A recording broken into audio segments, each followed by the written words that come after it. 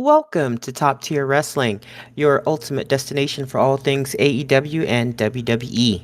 Whether you're a hardcore wrestling fanatic or just a casual viewer, we've got you covered with the latest news, in depth show reviews, and our unfiltered opinions on everything happening in the world of professional wrestling. Join us as we dive into the high octane action, dramatic storylines, and backstage buzz of AEW and WWE. Get ready to step into the ring with us and stay on top of the wrestling world. This is Top Tier Wrestling.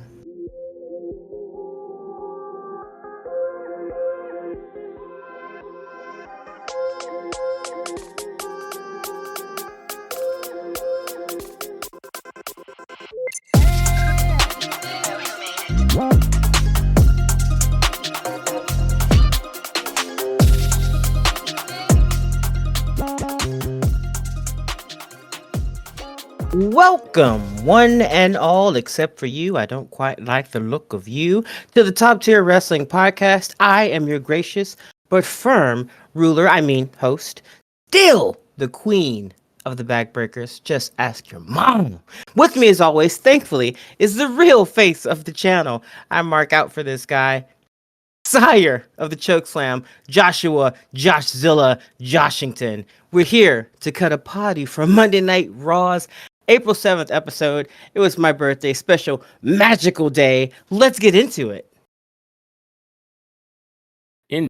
Indeed. That's how you open a podcast. Hey, you'll get no arguments from me, and I'm the Triple J. Let's go. And as you pointed out, special birthday edition. So, happy birthday to the true messiah of the backbreaker. That's right. Woo! Wait. Wrong guy. Oh. All right. Josh! There we go. There it is. And this episode is brought to us from Minneapolis, Minnesota. That 3 times fast. Nah, I'm good. Nah. Which is the hometown of one Chad Gable, but he's got the sniffles. Yeah, I was real sad to hear that he couldn't make it. Or, he was there, but he couldn't compete. But, we got to see. Luckily, El Grande Americano, who seems to be Mr. No Sick Days, unlike weak work ethic Chad. Yeah, no. He's a workhorse, The workhorse of the WWE at this point. He was there. He stepped in so that the Creed brothers weren't a man down. Yeah. But we'll get into that. We will. We open the show with Adam Pearce in the middle of the ring, and for some reason he got like the super special drone camera intro kind of a thing. So it was like, oh, seriously. So he goes on to say, he welcomes Minneapolis to Monday Night Raw because they had no idea why they were all in the arena until that point, and so he eased their nerves. Yeah. And he's in there with a contract and I think he had the title belt out there, but I'm not sure. Did. Yeah, he did. Because I think was EO. No, EO hadn't come out yet. No. So he says, obviously, let's get down to business. We all saw what took place last week involving the Women's World Championship, and because of that, the situation at WrestleMania needs to be addressed. So he says, please welcome me in joining. Sorry, he says, please join me in welcoming. Here we go, brain. The Women's World Champion, Io Sky. And Io comes out. And then he announces her opponent at WrestleMania, the EST of WWE, Bianca Belair. And then Bianca bounces out. She's all boing, boing, boing, boing, boing, boing, boing. Yeah. I don't know what happened, like, on SmackDown, obviously, the wardrobe was, like, negligees and, like, dominatrix gear when it came to, like, Charlotte Flair and Tiffany Stratton. Oh, God. And I only say that to point out the fact that, like, 2 things I noticed. Io Sky came down in, like, Daisy Dukes because she had her Io cheeks hanging out the bottom. And I'm not complaining. Then you Not had the EO cheeks. the EO cheeks, It sounds like a biosystem. the the cheeks of the sky. Um, but then we had Bianca come out, and she's wearing like all black, like sexy, like goth dominatrix cheerleader gear. Yeah. And I'm like, did I miss like the memo for the sexification of the women's division? Um, and then Rhea Ripley actually came out relatively reserved compared to like what her in-ring gear has looked like, because I think she came out wearing slightly longer cut black jean Yeah. shorts. And so, uh, spoiler, Rhea Ripley comes out next. And Adam goes on to say he thanks them for joining him before he backhands all of them. I mean, he might as well. He did give them some sort of like He verbal did. lashing because he's a prick. That's just He, that's just all I there is think it's to part it. of his character at this point. Like, I think misogyny on purpose is part of the character trait. Yeah, it's part of his bold charm. But yeah, once they're all there, he says, "First, I want you to know I take responsibility. I was wrong, Bianca. I was wrong to place you in the position you were in last week to make you the referee because I was wrong to assume that any of the three of you could handle this like professionals." Ooh, you sloppy seconds. You you bag of stale donuts. That's what you are. That's what you are, sir. Yeah. You're an unbrined pickle. So he took responsibility for his female children, I guess, is how he's looking Oh at my it. god, rage! Rage! So he goes on to say there's only one way that he sees Um, that he can correct this issue. So at WrestleMania, Io will defend the Women's World Championship against Bianca Belair and Rhea Ripley in a triple threat match. And he goes on to say, I'm not planning to waste time because apparently dealing with these women is exclusively a waste of his time. You're just making it worse. He You says, adding your thing makes it worse. I don't think so. I think it elaborates on how he has made it the worst. And he goes on and he says, I need 3 signatures. Let's get this over with. Because he's Oh so my happy to god, deal with he the female is talent. such an They're ass so bandit. not a complete burden to him. These adult You children. you are a band-aid, Adam Pierce. So Oh, Bianca basically says, I don't mind. You know what? I'm glad, Rhea, that you're in this match. I super don't mind. And then goes on to talk about how she earned her way into that match, but Rhea just showed up and got in somehow. Whatever, who cares? She doesn't mind. And she signs the contract. And then, I think she like hands it forcefully to Rhea Ripley. And Rhea goes on to say, so, Bianca, you think that I'm scared of you? And then Bianca says, girl, shut up. Sign the damn contract. You whined your ass into this match. You got what you wanted. Now sign it and shut up. oh, sorry. You guys having Josh read that was amazing. Girl, shut up. Oh man, that made my night, day, morning, life. Thank you. Anytime. Hey, it was your birthday recently, and Oh. I'll be the gift that keeps on giving. Ooh. So Girl, shut up. Rhea signs the contract and then like yeets the contract board at Bianca, and they start to bicker, and Adam's just like, oh god, I need These like fucking 80 drinks. bitches. Yeah, exactly. He's what he said without saying. Um, and Io tries to step in and of course gets pie faced again. Like that's been her whole shtick. Like her championship reign is her just Yeah. getting pie Getting faced pie by faced. Rhea and Bianca. And Pierce is trying to, get them to stop fighting. And then Io is like, holla, after getting pie faced. She looks like she's just taking her belt and leaving. And Pierce is like, but wait, I need her signature. And Bianca and Rhea just won't stop bickering. So Io then does like a springboard drop kick into the back of Rhea, which forces Rhea to basically butt heads with Bianca, and both women are down. and then Io signs the contract, holds up the belt, and is the last woman standing at that point. Yeah. And Adam Pearce is just shaking his head like, I hate this. Yeah, he's like, bitches, am I right? Yeah, exactly. Again, what he says without saying it. You can just see him looking at the camera, shaking his head, all goofy. Bitches, am I right, guys? Yeah, you know what? I think they might just be leaning into it at this point, with Adam, and I'm cool with it. Like, he's I just think they it must drives me up be. the wall. It's right, it Yeah. literally, but I'm okay with it. You know what I mean? Like if it's the thing that they're doing, then it's gonna end up getting funny to me. But I actually think, because I mean, you could see even when he said that, you could see Bianca's face, like, oh, almost said the word, but she made the face like, for real.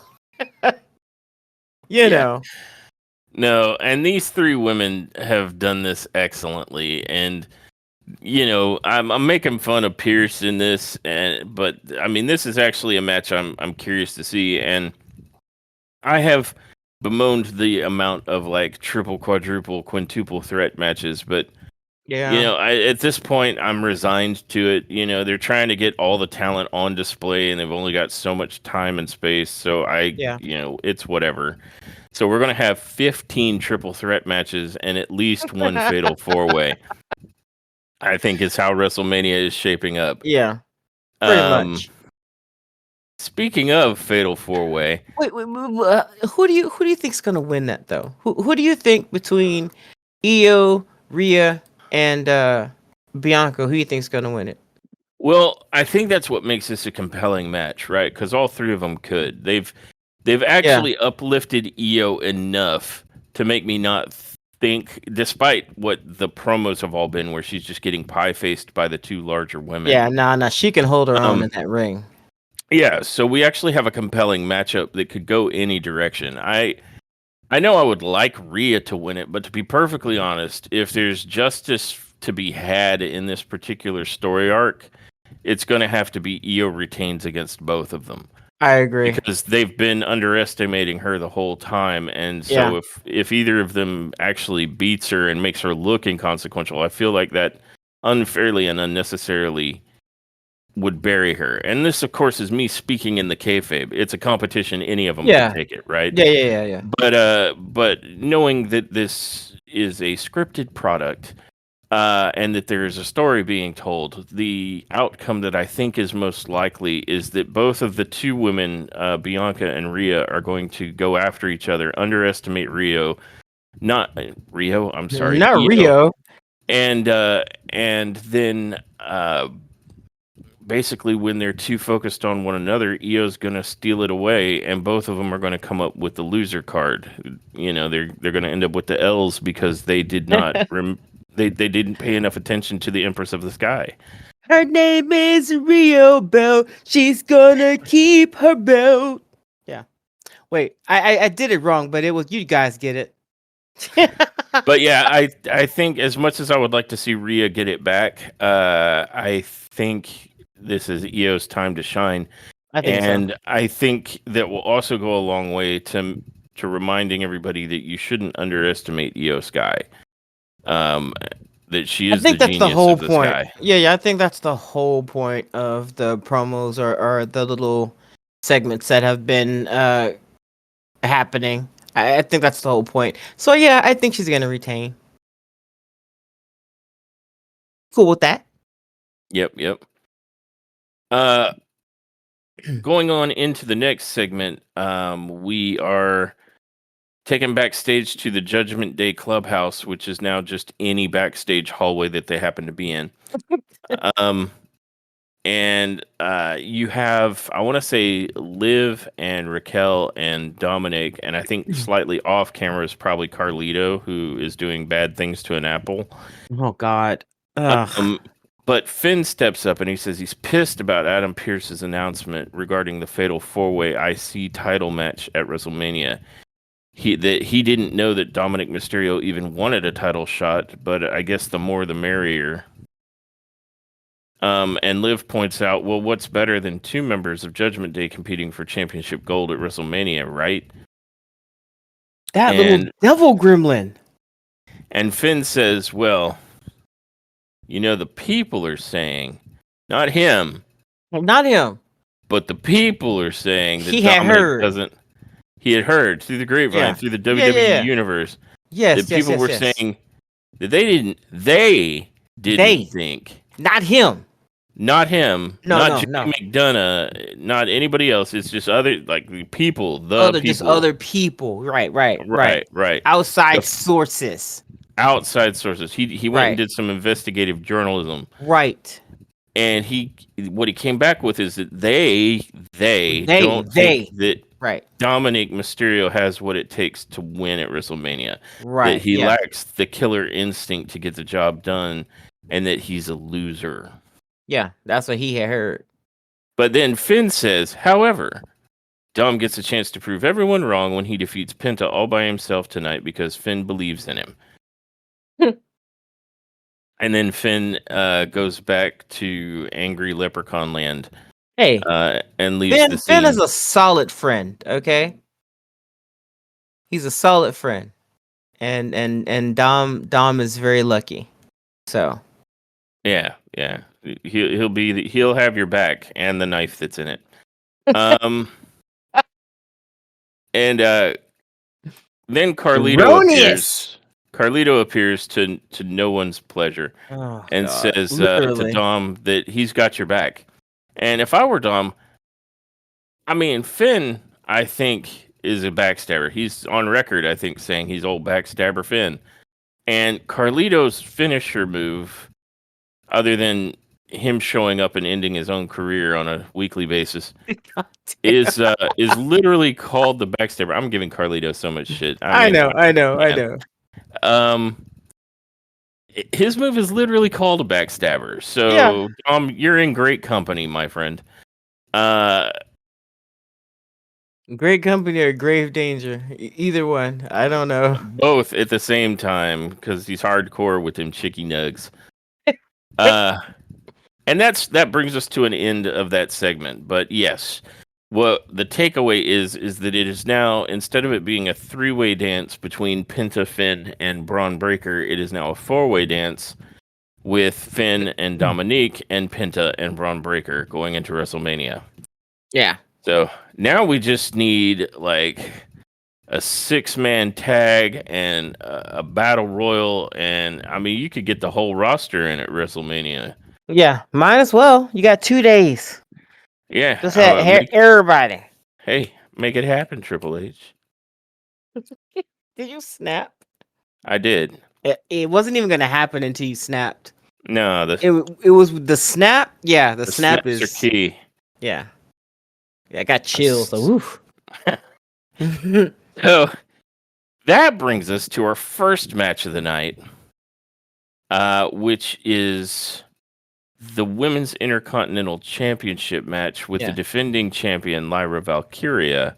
And if I may, Bayley, and you absolutely may. Please take it away. Because I mean, what I have to say is going to be pretty brief. You got the deets, you got the moves and the highlights and whatnot. But for me, I just want to say that I have been giving Bayley all kinds of shit as of late. Like I mean, her matches, her recent matches have been a tad bit lackluster. I mean, and I'm not sure why. I'm not sure if it's just how she's choosing to play down for other female competitors. I'm not sure. But whatever the case, it's been kind of like meh. But I can say that this match between Lyra and Bayley was pretty damn solid. At first, I was a tad bit concerned because it started out the way that I was expecting it to. Starts out with rollovers and double leg takedowns and that kind of thing, and but then Bayley does something in the very beginning of the match, soon into the match, or early into the match, where she essentially knees Lyra in the face, and says something along the lines of "take it seriously." Or something like that, and I mean, I think that was her way of saying, like, let's give these people a show, let's go, let's do this. And Lyra saying that this had been somewhat of a dream of hers to have a match against Bailey. I could see why in this match. There was a lot of passion in it, and it was it ended up being one of my favorites of the night. It's not like there were 30, right? But it was probably one of my favorites just because it surprised me in how good it ended up being.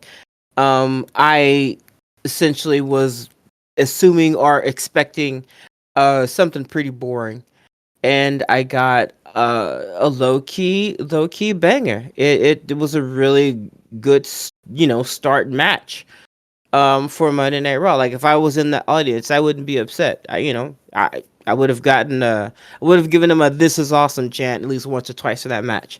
And that's all I want to say there. They both look good, and Lyra literally, man, I don't know, she's going to some Yeah. kind of magic swole gym and coming out just fucking ripped. She is looking great. Them shoulders were fucking popping last night.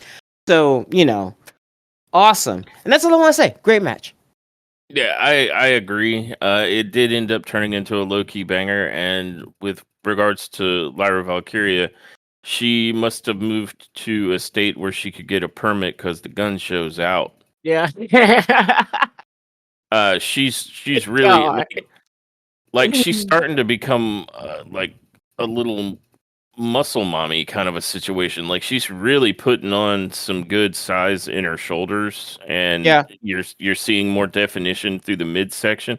So Yeah, and we were talking about that while we were watching the match because yep, I was saying that I kind of feel like that's something that all competitors, especially the female competitors, should be doing, especially the older you get. Like Bailey, I feel like, should be getting swole. Like the older you get, if you're still considering um being a competitor in the ring, then you want as much muscle on your body as possible. And it is not a downside at all to get swole as your age gets, higher. As your age yeah. increases, if you could get your muscle mass to do the same thing, bravo. And if you no, I'm not gonna go there. I was about to say something that maybe I shouldn't condone, but I'm just saying I know that they probably aren't doing it natty, and if they aren't, then I'm sure that they have a regiment that's just fine for them. If that's the case, then chef's kiss. All I'm saying is Yeah. get it. Well, I feel like you should probably. All I'm saying is I feel like you should probably be in the gym, getting as swole as you can, in by any means necessary. However you do it, I feel like that's not a downside, especially if you get if you're getting older in the gym or getting older and you yeah. still want to compete. Well, for sure, with it being kind of a known factor that there's age-related sarcopenia, which essentially means that you just lose muscle mass as you age, and a big Yeah, part of that is because your hormonal output declines as you get older.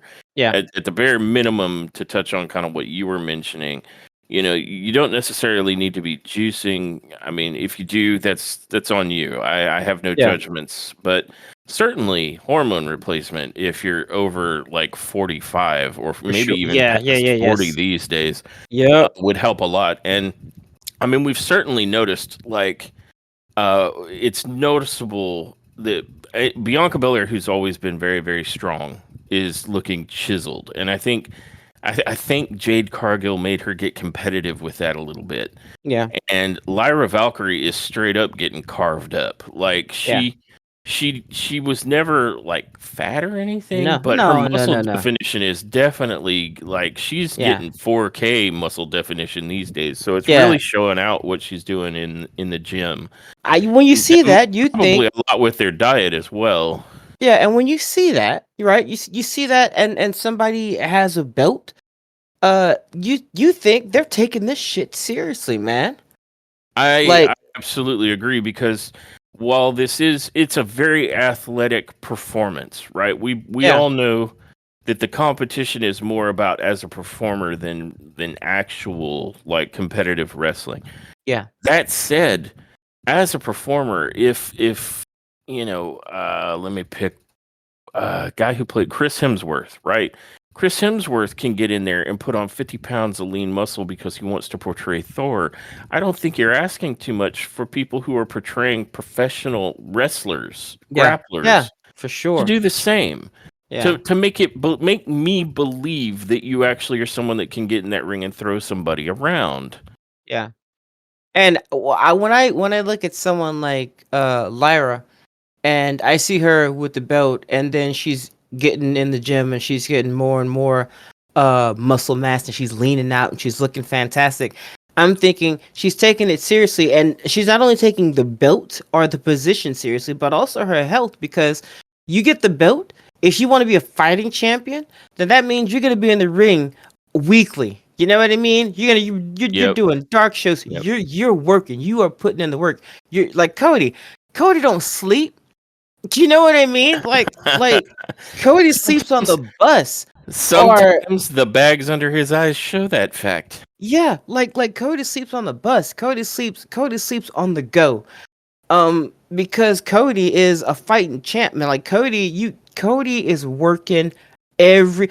I can't I can't open my front door without tripping over Cody Rhodes doing some shit. He just mowed my lawn 2 days ago. Cody Cody is out here working, y'all. I mean, I'm telling you, you can't say he ain't working. You can't say that man ain't working. That is for sure. So Lyra, Yeah. she's out here doing the same thing. And if you're gonna be a fighting champ, then the more muscle again on your body, because you're taking more bumps, you're taking more knocks and dings, you are taking more jumps, kicks, more. Yep. You're doing more. Of course, you should put more muscle mass. It's not gonna hurt you. That's for sure. No, no. In fact, it's got a protective value against certain Yes, injuries. exactly, Um, exactly. So that's but smart. That's taking everything yeah. seriously. It's very smart. Well, and you've just cited several good reasons, right? It'll make you less prone to injury, which is a good thing if you're an athletic performer of any kind. Yeah. It signals to the audience a level of believability. Like your credibility goes up if you look like somebody who could kick the crap out of somebody. It just Yeah. does. Yeah. These runway model looking female wrestlers need to be like a relic of the past. Yeah. No. You need to look like you've come to kick ass, not that Yes. you're here to pole dance. I mean, you can find a happy medium. I'm not saying there's anything Yeah. wrong with being a little bit sexy when you do this. But I think you need to convey more that you're here to kick ass. I Uh, just think you need to look strong. yeah, You exactly. need to look And strong. Anybody, male, female, I can't take you seriously if you look like, if you pick up a potato chip, you might break your wrist. I can't take you seriously. yeah, precisely. And then the last thing, the final point that you kind of touched on is that signals to Triple H and TKO and everybody who's running this show and has a Yep. financial interest in making it a believable and good show, but also needs talent that can perform. You're signaling to them that you take this seriously and that Yes. you're Yeah. somebody Yeah. that they should make, a star of the show Yep. that they can rely on to do good business. Yeah, because you're So, taking their product seriously. You're taking this position seriously. Makes them look good. Like if yep. Cody had gotten that belt and then Cody had just decided he wasn't going to do jack and shit, Cody wouldn't have that belt anymore, Yeah. regardless of what the fans think. Could You you know? imagine trying to put the main belt on somebody once or even a couple of times and then they just kept getting injured and couldn't even carry it? That would be awful. Yeah, CM Punk. and I had to listen. It's not like you I you had made to. me you literally teased a Seth Rollins laugh out of me on that one. That was perfect. I had to. I had to. Nothing personal. He's doing the damn thing right now. I can honestly say that. Yeah. Yeah, that's So true facts. He's he's out props to here CM doing Punk. it. I for whatever reason, he's making the most of what most likely is his final chance and maybe final run in pro wrestling. Yeah. So good on him. Uh, that said, referring back to the actual match with Bailey and Lyra Valkyria, it was a pretty good give and take match, and the real major high spots happened near the final portion of the match, Yeah. where Bailey kind of tossed Valkyria outside of the ring, and then she's kind of got like this like bottom rope, like this suicide dive that she does between the bottom rope and the middle rope, whereas most people will do it through the middle and the top rope, and she got Samoa Joe'd by Valkyria. Valkyria just noped out of that, and so Bailey essentially just dove into the ground. Yeah. Oh. And we were like, ugh, that was a icky bump. But then I want to say Bailey takes to her feet, and Valkyria tries to do a dive on her, and Bailey essentially catches her and then slams her with a Bailey to belly on the floor, and that also made us go, ugh. Yeah, So, brother. brother, ugh. So both of these women were bumping hard near the end of this match. They both end up getting back into the ring at like right at the count of 9, because it was looking like they were both so like beat up after that they might not be able to answer the referee's count. And from there, Bailey attempts to do a swinging slam, but Valkyria counters with an arm drag. And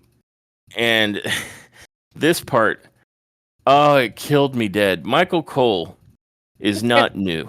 Michael Cole has been doing this for longer than many people have actually been alive. And for some reason cannot identify Valkyria's finishing move, the Nightwing, because she goes for a gut wrench powerbomb, aka the Doctor Bomb.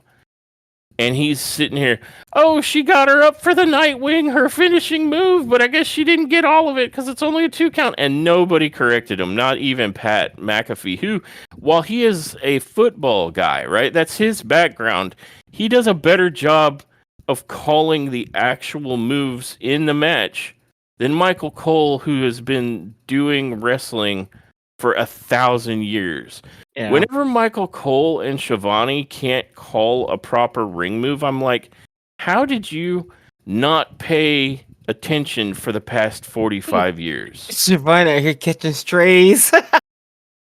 Well, because he's the only other like major ring announcer who's been doing this probably as long, if not longer, than Michael Cole, and he fucks the shit up all the time too.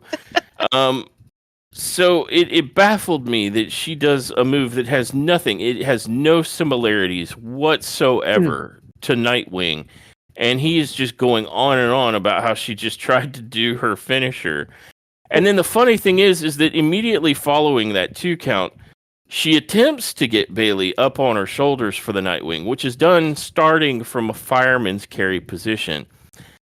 And Bailey counters out of it, and no mention of it from Michael Cole, because he needs to take something or stop taking something. I don't know. I'm gonna give you grief, Michael, because you are a veteran in this, and you can't even call a match with the right moves better than like half the fan base. It's crazy to me. Yeah. But and then later he's like, I'm really impressed with the performer that Valkyria is shaping up into. And I'm like, are you? Because you don't even know what her damn finishing move is actually. So after denying the attempt at the Nightwing, Valkyria ends up kneeing Bailey, and Bailey fights out of the fireman's carry position again. And she hits a running knee strike on Valkyria. But then she goes for a pin after that, by the way. And Valkyria kicks out and then puts Bailey up on the top. And she's targeting the ribs of Bailey. She then goes for a power bomb, but Bailey ends up landing back on her feet. And then Bailey runs into the corner where Valkyria was and hits her with a sunset flip bomb into, I want to say, the middle turnbuckle. And then she goes to pick up Valkyria for a follow-up move, and Valkyria responds with a tornado DDT out of the corner. and she follows that up with a big fisherman suplex, which looked pretty good. I mean, it Yeah. wasn't bad. And then Valkyria gets up on the top rope and does what looks like a missile drop kick, but whenever the missile drop kick gets countered like the way this got countered, it always looks like you just threw yourself willingly into your opponent's arms, like. But at any rate, Bailey basically counters the missile drop kick by catching both of Valkyria's legs. So Valkyria ends up back first on the mat while Bailey's holding her legs. And Bailey takes those two legs and flips her into a nasty looking Boston crab. Like she leaned back into it, almost into a kneeling position. So it sort of almost looked like a lion tamer. Yeah. And Yep. Valkyria is selling this like it is the worst Boston crab she's ever been into because she screams, "Ah!" Yeah. And it's like, oh my god, is she okay? Um, and when Valkyria ends up positioning herself in such a way that Bailey doesn't think she's going to be able to get her to tap because she's kind of worked her way slightly out of it, she transitions to attempt to go for the rose plant, but Valkyria counters that by tripping Bailey and then flipping over her with a jackknife pin, which is the new roll-up pin finisher, by the way. Like, if you get jackknife pinned, you're probably going to lose, like, writ large across all of pro wrestling. And that was the case here. Valkyria connects with that jackknife counter and ends up picking up the 1-2-3 on Bailey. And Bailey looks really surprised and is disappointed. And Valkyria is like, trying to be sports, a good sport about it, and goes over to shake hands with Bailey. And initially, Bailey pushes her hand away, and everyone's like, "Oh, boo, boo!" And so Bailey reconsiders it while she's stepping out of the ring, and then steps back inside and gives her a hug. And when she was hugging her, we were both like, "All right, Bailey to belly, right?" And no, it just ended up being a sportsman-like moment. Yeah. But Lyra Valkyria ends up retaining against one of her tougher opponents, and certainly someone that she respects a lot in the industry. So it was a big win for Lyra Valkyria, and like you said, a low-key banger of an opening match. Great it match. was pretty darn good. Yeah, they both looked really good, and Bailey didn't can herself. That's how I feel she does to herself sometimes. I feel like she just like goes so to the other extreme that she looks like she's just getting shit canned. Well, I agree. I think sometimes Bailey has to kind of play down because she's trying to help newer talent. Yeah, and I think she plays down too much. I was agreeing. I was about to say that only works if you disguise it well enough. And Bailey is a good enough in-ring competitor that it seems a little bit obvious when she's doing stuff that's kind of dumb or isn't, So it's much better when she can get in the ring and go, all out. And this was one of those occasions. So it was good. Yeah, I agree. What's fan? Indeed. And would you like to speak to the next section? The segment coming up with Kathy Cowrie? Yeah. Well, winner, champion, Lyra. After that, Indeed, Kathy Kelly has a backstage interview with comedian Bert Kreischer. Chrysler? No, Kreischer? yeah, it's Kreischer. Yeah, it's Kreischer. Pontiac. And basically he's got a new comedy special coming to Netflix called American Made. I'm sorry, it's not called American Made. He's got a new special coming to Netflix, and American Made interrupted him. He should have a new Netflix special called American Made. He should. It would be great. I absolutely agree. And Chad walks up and he's basically just going on about like how he knows that Bert's a fan of him. And the only reason that he attended the show tonight was because Gable was there. And dude, you could be Jey Uso. I would think it would be pretty insane to assume that a fan of wrestling would be there just to see Jey Uso. You know what I mean? Like, if I went, I'm there to see so many wrestling, like just so many wrestlers, bro. So many, not just one freaking particular dude, but Chad. No, Chad's on another level. He's on another vibe. that's true. That's true. I don't know. There's probably a few that show up exclusively to see Jey Uso's entrance. It may be, mayhaps. But I know that as far as Gable is concerned, he is the best thing that's come out of Minnesota. Um, but unfortunately, he was telling Brett he can't compete because he was sick. But he could watch the Creed brothers. Brett could take down the LWO along with the greatest luchador of all time, El Grande Americano. Um, and Brett was like, "Yeah, I'm not here for all that, bruh." He was actually there to hang out with Otis, and then Otis shows up.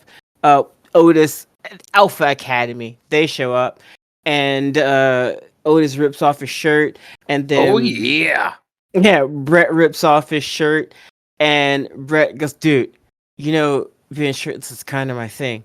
And then Otis is like, "Bro, it's our thing." And then they bump fists, and then they're like, "Yeah!" They were very happy about it, and that ended that segment, which I thought was hilarious and cute.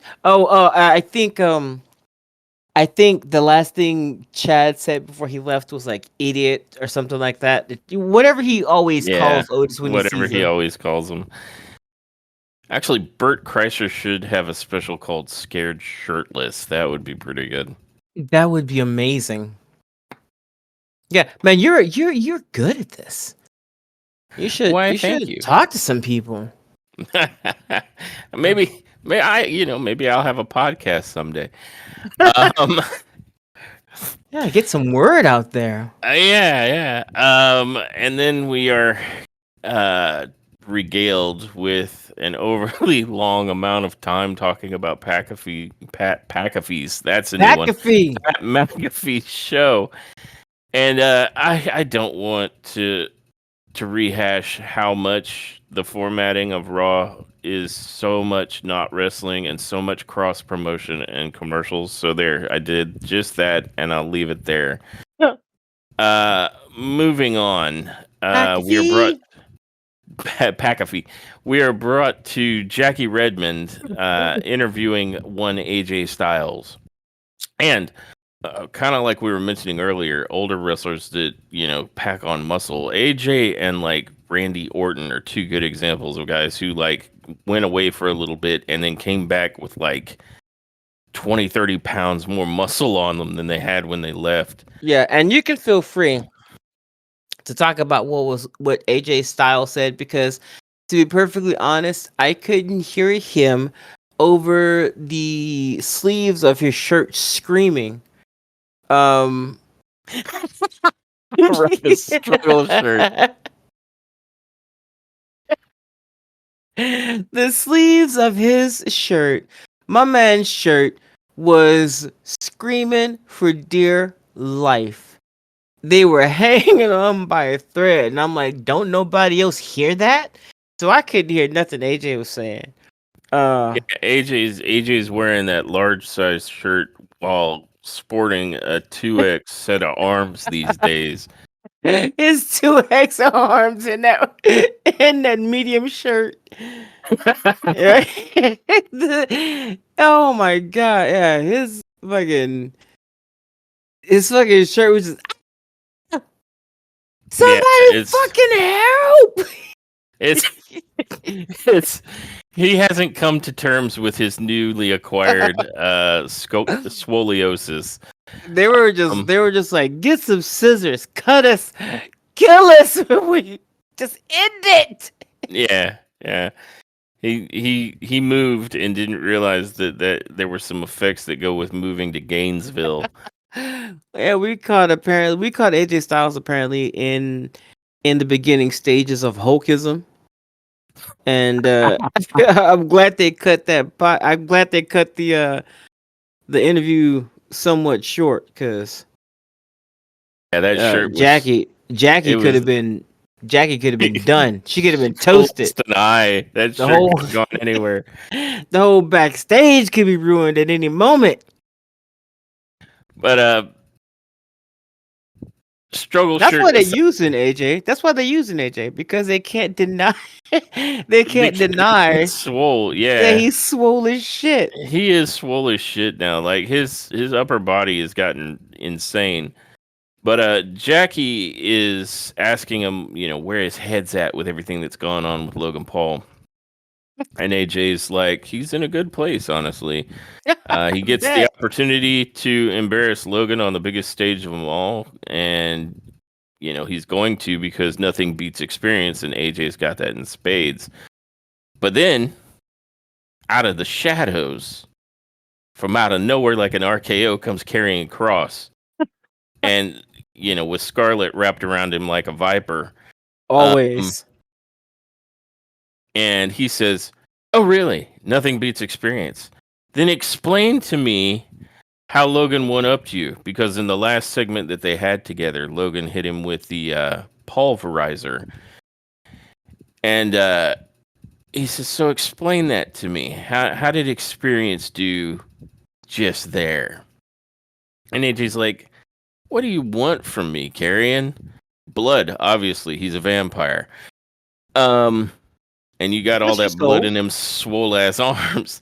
He's like a little mosquito. Yes, he's like, damn, I can eat for years. Yeah.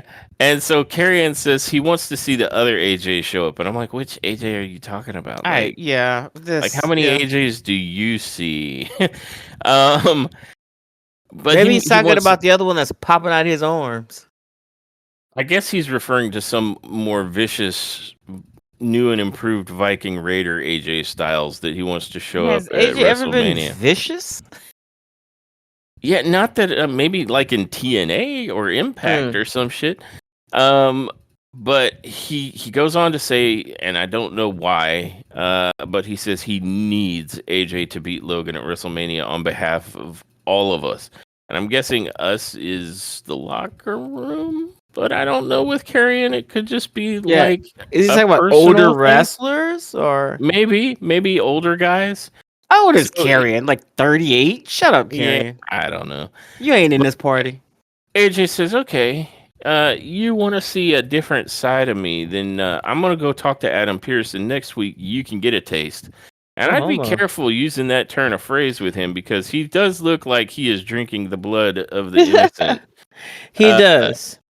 So, but on the upside, I've been saying, I like what Carrion's doing with this character where he's sort of the devil on people's shoulders and he's a real shit stirrer in the back and he's got this kind of vampire look with like straighter, like shoulder length hair and kind of a little devil's goatee going on.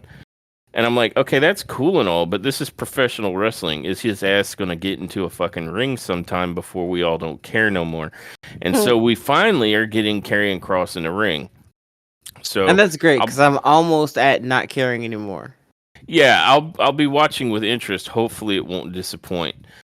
So we're more than likely going to end up with Karrion and AJ next week. And that led us into the second match, which is the LWO with Rey Mysterio, who's not actually in the match. It's going to be Dragon Lee and I can never remember these two dudes' names. It's like Joaquin and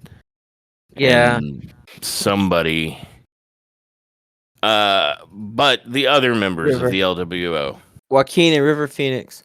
Yeah. Versus El Grande Americano, the most amazing luchador that has ever luchadored. Yeah, I had to stand up and applaud that. Yeah. And the Creed brothers. The most amazing, I don't know, Creeds to ever come from a trailer park. Because that's kind of how they're being portrayed. Or at least Brutus. Julius is still just basically Julius. Yep. Brutus is coming out there with like an American bandana on his head and like a short sleeve cut. Yeah, a sweet mullet and a short sleeve cut like denim vest. Yeah, he is So taking it he's to the trailer next parked level. out. Yeah, I like how you said vest. best. Yeah, so I don't know. He's going through some stuff. But that's his identity right now. Indeed. And Fun well, let match. me get your thoughts on this match. Yeah, it was a fun match. Um, I think this was really just for El Grande Americano to be in the ring. Um, it wasn't bad. I think this was probably the comedy relief match. And I kind of feel that way most of the time whenever Chad Gable is in the ring doing something. It's always going to be something that's going to be semi funny. Um and I mean that's not a bad thing. I'm not talking shit about him. He still gets in the ring and he gets it done, right? Yeah, that's a point well worth making. Is that while the tone of the match is lighthearted, Yeah. the in-ring work was actually fantastic. Like these Yes, guys were yes, doing yes. crazy shit to each other in Yeah, this ring. yeah, some insane shit, and it's getting to the point where I'm really, really starting to enjoy watching LWO, and that's a good thing because when they first started out, we were like, what are we doing with these guys? Are they just gonna be losing every freaking match they get? Is it just now? I know foreshadowing, but um I was getting tired of watching the same shtick. And what I mean by that is they were just getting into the ring, doing 5 or 6 things, and then getting squashed.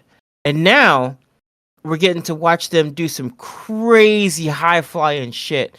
Um, I don't know if they're doing stuff to get attention, but if that's the case, it's working.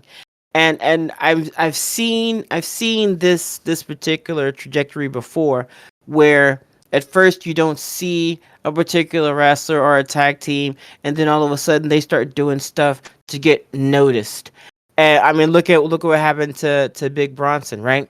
You start doing stuff to get noticed. You start making an impact when you get into the ring. It's not just like, hey, you're gonna get in there and you're gonna get your ass handed to you, right? Got it. But before you do, you're gonna do something remarkable. You're gonna do something that makes the commentators go, holy shit!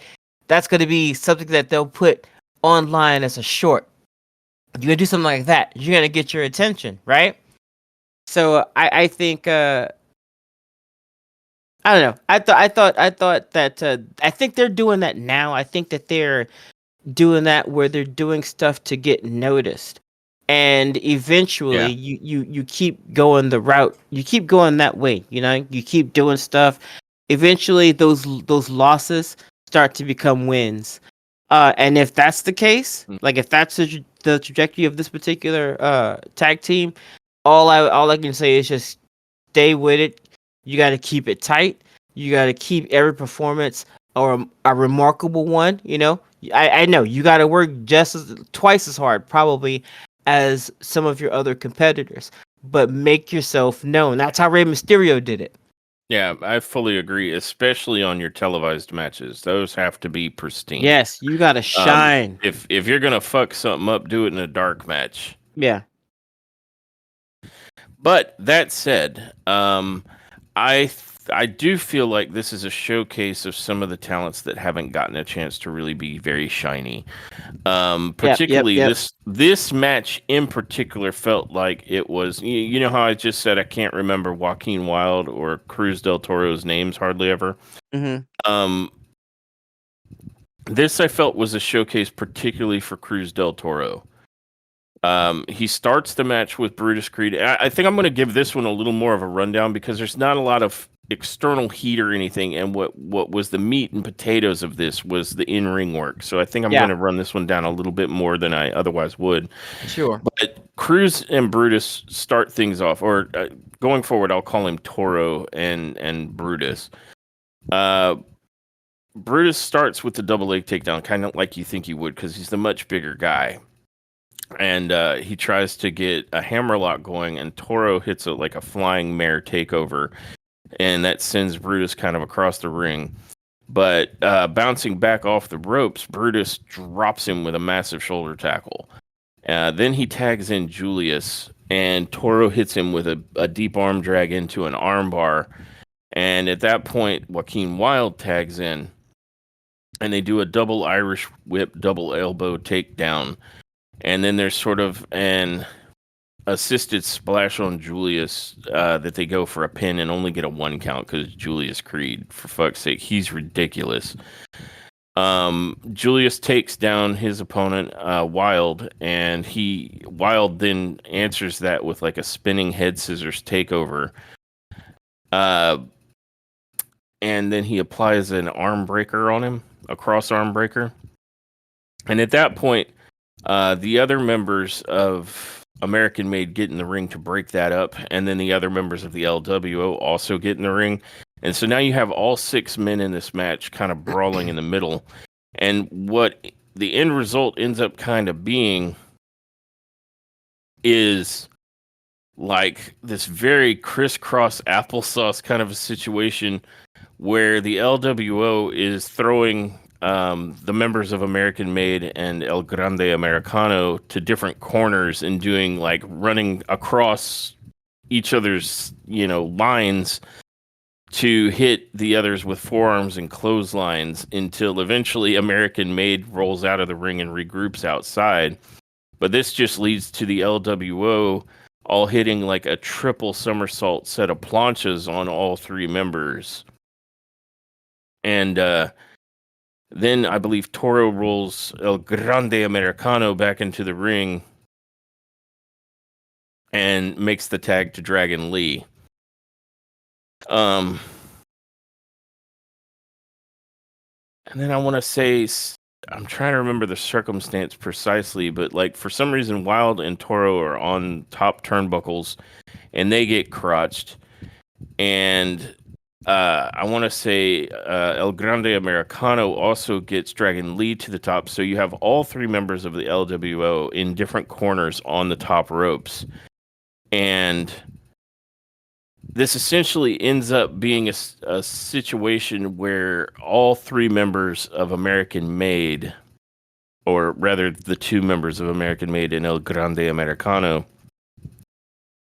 end up with their opponents in the position for triple superplexes, which they hit. And so this is already an insane match at this point. Like the referee has no control over this match. Like all of everybody is in the ring at all times. And then I want to say Julius Creed hits Lee with a big forearm and then knocks Joaquin Wilde off the apron and then Irish whips Dragon Lee to the corner. But when he goes to follow it up, Lee kicks Julius in the face. They kind of have an exchange of punches and kicks. And then Lee goes to the top turnbuckle. And I want to say Julius then tried to run up the ropes like he likes to do to people that are on the top turnbuckle to throw them. Mm-hmm.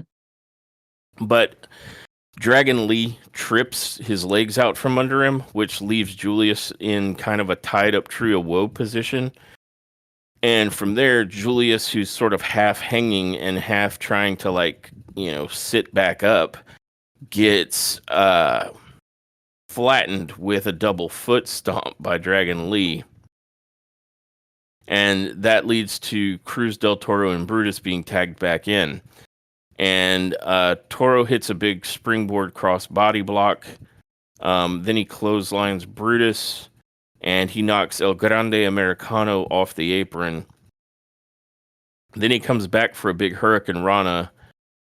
And at this point, Julius tries to run in and interfere. Toro ducks a clothesline from him and hits another Hurricane Rana, and then follows that up with a running Enziguri. And after the Enziguri, he hits I want to call it a curtain call, but it's kind of the twisting vertical suplex that like it starts as a vertical suplex, but basically ends up as a big neck breaker. And this is why I was saying this seems like it was a bit of a Cruz del Toro show, because he had a lot of in-ring time in this match Yeah. and was hitting all kinds of cool moves that we hadn't seen before. So he's fired up. And after hitting the curtain call, we'll call it, he climbs up to the top and hits a big swanton bomb. And then immediately after the swanton bomb, he dives out of the ring, because I believe he swantoned Brutus and then dove out of the ring immediately to suicide dive Julius on the outside. And then he sort of hits a Enziguri on the apron to El Grande Americano. And then he dives over him, and they start to have like a standing switch exchange. And I'm sitting here thinking, oh, here comes the German suplexes, right? Because that's totally not Chad Gable in a mask. Bruh, it's not. Yeah, it's not. It's not. I mean, the two entirely separate people. That's why we never see them together ever. Maybe they got different schedules, bro. That's true. And Chad's been sick. Yeah, thank you. But Americano hits an O'Connor roll for a 2 count. And coming up out of that, he gets kicked in the face by Cruz del Toro, and del Toro then tags in Dragon Lee. And Dragon Lee makes it known to El Grande Americano that he's an absolute blight for everything Lucha Libre stands for. And he did not appreciate getting unmasked in their last meeting, and he's going to return the favor. Wow. That's real hateful. That's real hateful speech. Indeed. And I want to say Dragon Lee gets charged by Americano, and he kind of bounces off of, I want to say, the corner, and then Dragon Lee looks like he's going to get him up in the electric chair, and that sets up Del Toro to attempt to go for a Doomsday Blockbuster. But I don't know if it was supposed to be a Spanish Fly or what, but it looked like Americana countered with maybe like a Spanish Fly or a Power Slam in midair. Yeah. It was kind of, this move wasn't clear. I don't want to say that it was sloppy, but it was just not quite clear what they did to each other here. Right. Yeah. But all I know is that it didn't go quite right for Del Toro, and I think it was conveying that Americano hit a counter. Then Lee talks some more smack to Americano, and then hits him with a pump knee strike, followed by a really hellacious looking, like a really nice sit out power bomb, which, for the record, is not Nightwing Michael Cole. It's not. But this gets broken up by Julius Creed, who comes off of the top rope. And Julius Creed is like, I want to say 6'3", 6'4". Yeah. He's not the type of guy that you think would do this, but he nails a flawless shooting star press on Dragon Lee. Yep. And I'm just like, you know, when you're not looking, Julius Creed goes between, like, you know, orthodox wrestler to powerhouse to high flyer. This dude is ridiculous. Julius and Brutus are insane. I know they're in a comedic act right now, but these two are absolutely insane in the ring. Both of them.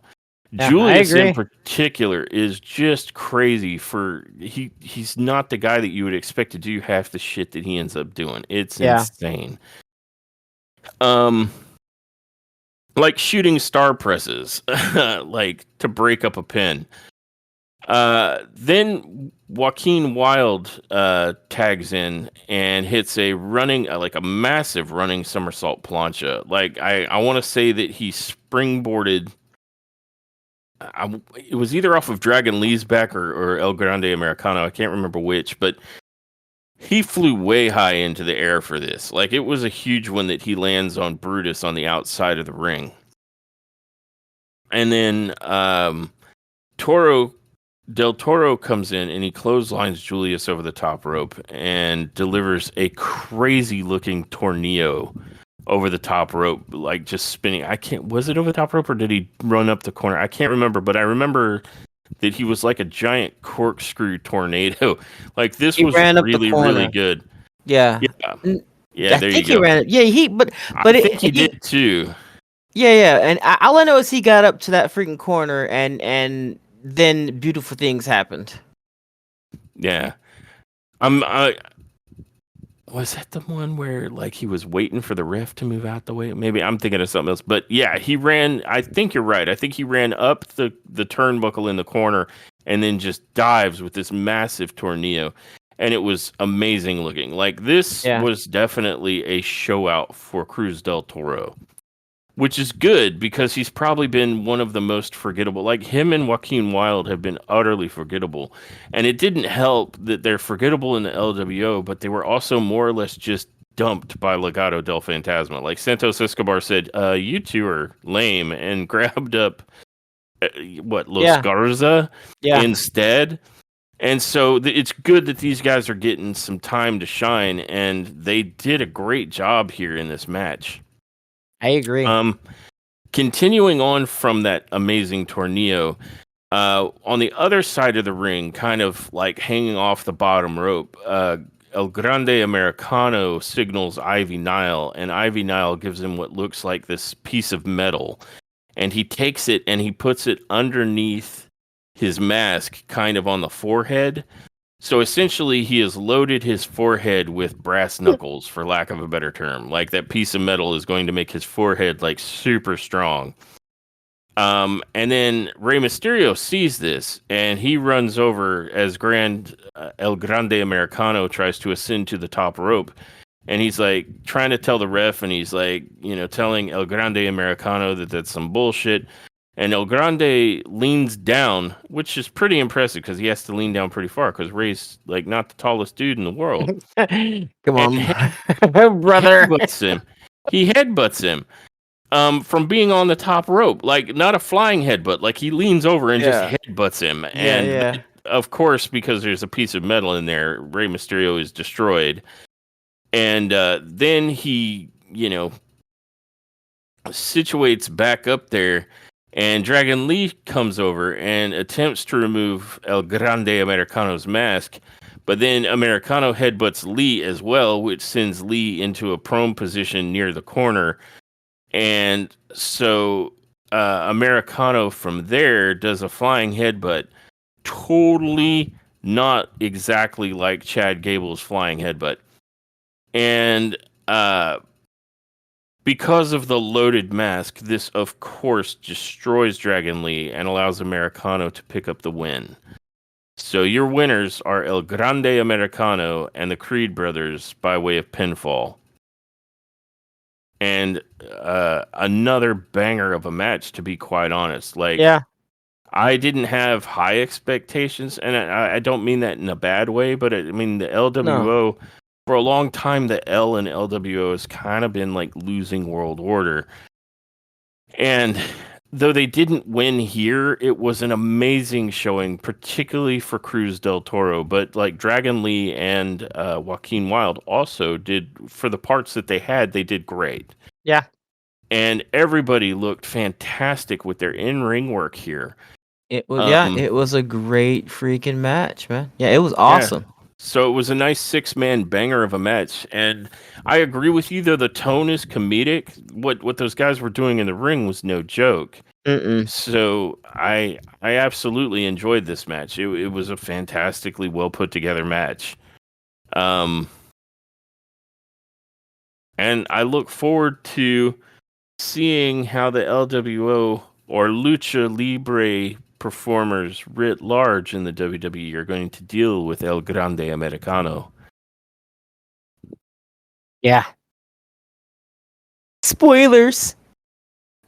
Foreshadowings. But then following that match, we get another mention of Pacafee's big night out.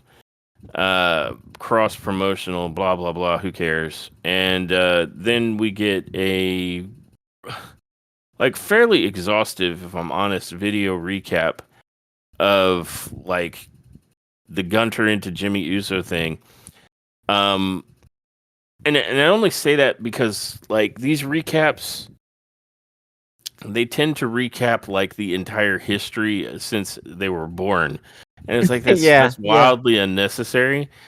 But some of the parts they did that were pretty good is when we actually got to where we were looking at the beatdown of Jimmy Uso in front of Jay, is that they isolated Jay's audio track for some of it, and you could hear Jay struggling and Jay saying, "Ooh, I'm gonna kill you," and that was really cool.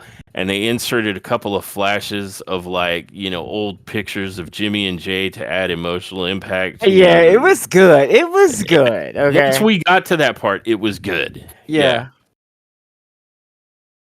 And this sets up what happens next. And if you don't mind, I'll go ahead and turn this part over to you because I feel like I was saying quite a bit running through that last 6-man match. So I mean, if I you wasn't gonna would, say anything, but no, I'm kidding.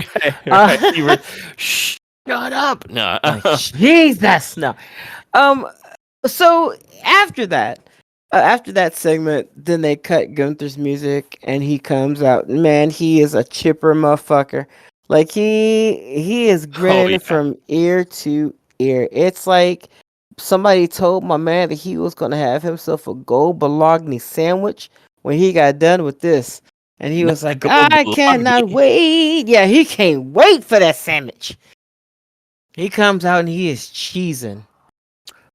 Sorry, cat, scare my cat. He is cheesing. Like, he is happy as hell. When he gets into the ring, he's got his mic and he's about to talk, but then ooh, so cuts out on Jey Uso's music. And of And the course the crowd audience loses it. Oh, loses it. I mean, they fucking lose their shit. and And for he what it's come worth, I don't think they got past the word "uso" before Pat McAfee was on the desk yeeting. I mean, I thought I was telling the story. I ain't just because I mean, like, You are, you are. I just wanted to add a little. I'm I trying to be mean, supporting. I mean, All right, okay, so I'm silent. um so anyway, um Jey Uso comes out and he's wearing all black except for that thick ass gold chain, you know what I'm saying? You know what I mean? Um and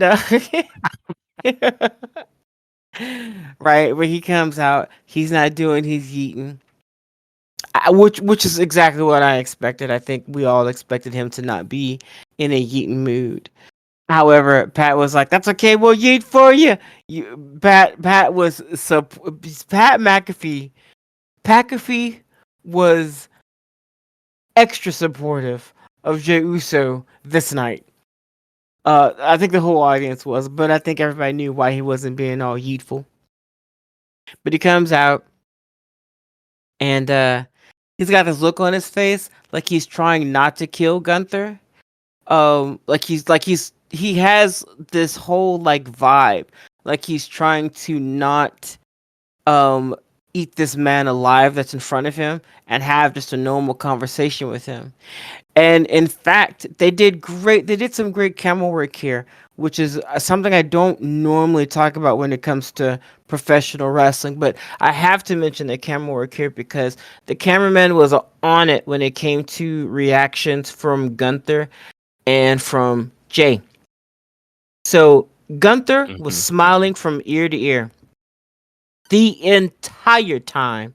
I have never seen Gunther smile as much. In fact, when Jay's music cut, they got Gunther rolling up his sleeves and dancing, like basically to the beat, like doing the fucking rolling up his sleeves and fucking just like kicking back with the music. And I'm like, he is on one tonight. Hmm. Jey Uso gets into the ring and he takes his glasses off. And Gunther is still somewhat jovial, but Jay looks at Gunther, like looks at him without his glasses, like direct, like eye to eye, and the smiling stops.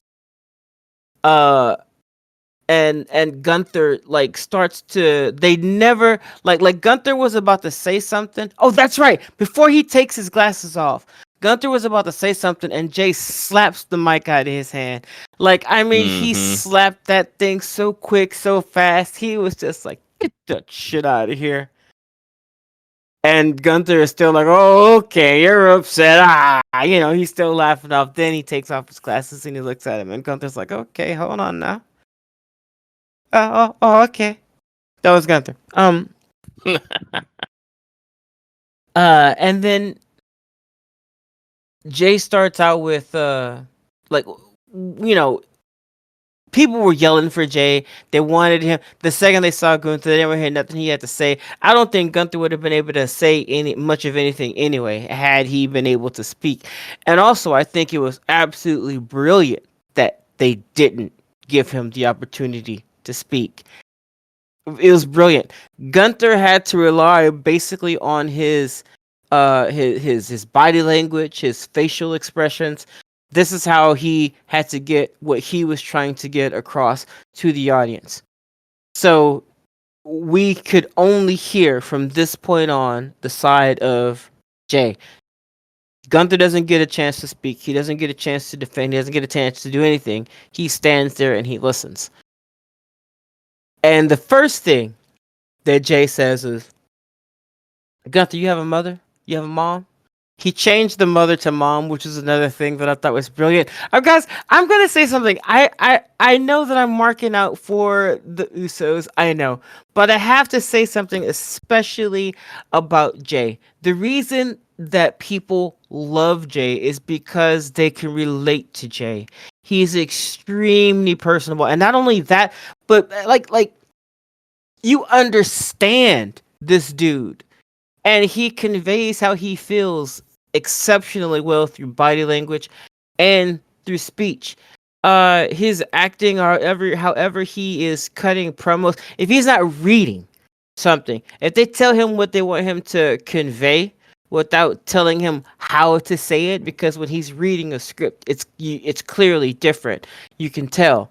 But when he's up there and he is speaking from emotion, he is talking to Gunther as a brother who just saw his twin. We all know the connection that twins have.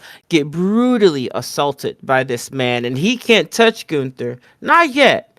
Not until WrestleMania, technically. If he did, people would have come out and they would have gotten in between them, and I don't think he would have had nearly the impact had he done so. So he starts out with Gunther, you have a mother? You have a mom? Taking the mother out of it, you know what I mean, and making a much more personable question with the word mom. You talk to your mom? What y'all talk about? Family stuff? She asking like, how's the wife? How's the grandson doing? Walk the dog? What did the guys cook?